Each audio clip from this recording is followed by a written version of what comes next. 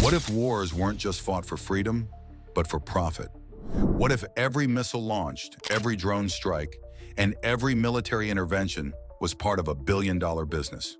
For decades, powerful defense corporations have quietly turned global conflict into a money-making machine, a system where peace is bad for business. This isn't a conspiracy theory, it's reality. And it has a name, the military-industrial complex. To understand the modern world, the endless wars, the trillion-dollar defense budgets, and the revolving door between politics and weapons manufacturers, you have to understand one thing. War isn't just about strategy or ideology, it's an industry. From the Iraq War to the war in Ukraine, and from Cold War arms races to today's AI-powered drones, the same pattern repeats. A handful of companies grow richer while millions suffer. The shocking truth is that the global arms trade is one of the most profitable and least transparent sectors on Earth. And the deeper you look, the clearer it becomes. Behind every flag, every battlefield, every mission of democracy lies an intricate web of contracts, lobbyists, and investors. This is the story of how war became a business, and why peace is its biggest threat. The origins of the military-industrial complex.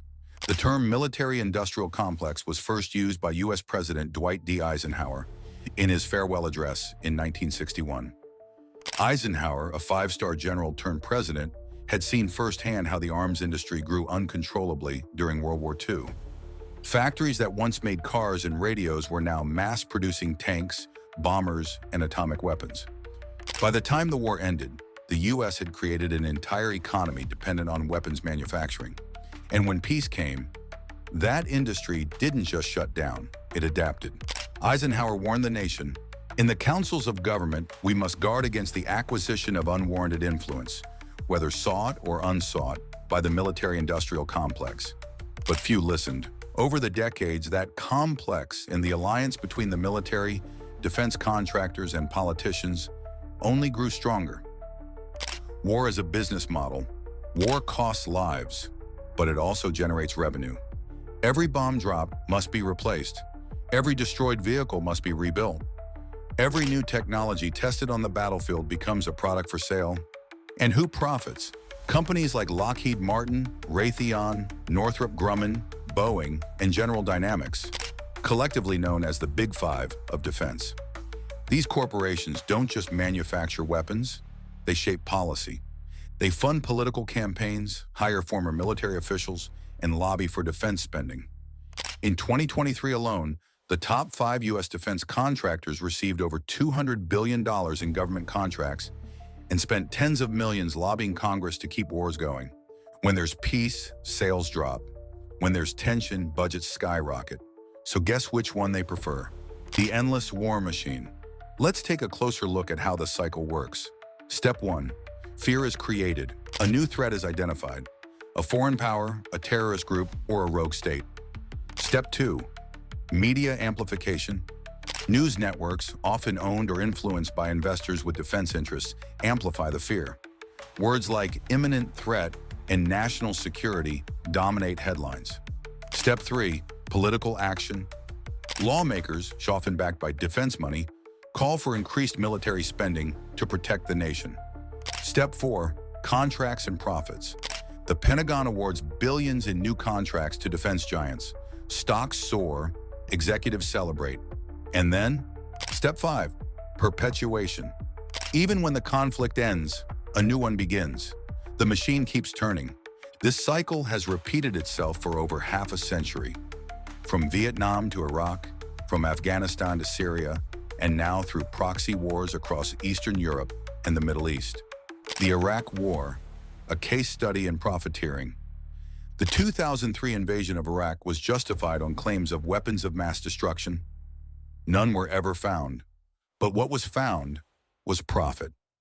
Defense contractors made billions supplying the U.S. military.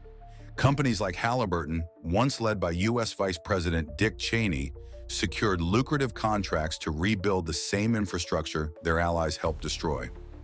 Between 2003 and 2011, U.S. taxpayers spent over $2 trillion on the Iraq War. And while ordinary Iraqis and American soldiers paid the price, defense CEOs took home record bonuses. To this day, the Iraq War remains one of the most profitable mistakes in modern history. Afghanistan, the forever war. For 2 decades, Afghanistan became the centerpiece of the war economy. Trillions were spent, not to win, but to continue. Private contractors outnumbered U.S. troops on the ground. Security firms, construction companies, and logistics suppliers billed the government for everything from fuel to food to ammunition. According to the Special Inspector General for Afghanistan Reconstruction, more than $19 billion simply vanished, lost to fraud, waste, and corruption. And when the war finally ended in 2021, defense companies saw it not as a loss, but as a new opportunity, because with troops withdrawn, attention shifted to new threats and new contracts. The Cold War and the modern arms race. The Cold War between the U.S. and the Soviet Union wasn't just an ideological battle, it was a business boom. The arms race justified massive military budgets.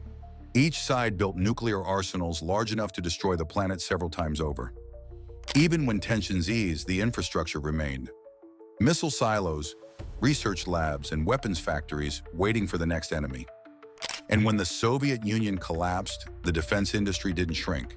It simply rebranded. Today, instead of nuclear stockpiles, the new frontiers are cybersecurity, AI warfare, and space militarization. Each new technology brings new contracts and new fears to justify them. The media's silent role. Mainstream media outlets rarely question defense spending. Why? Because many are owned by conglomerates with financial stakes in those same industries.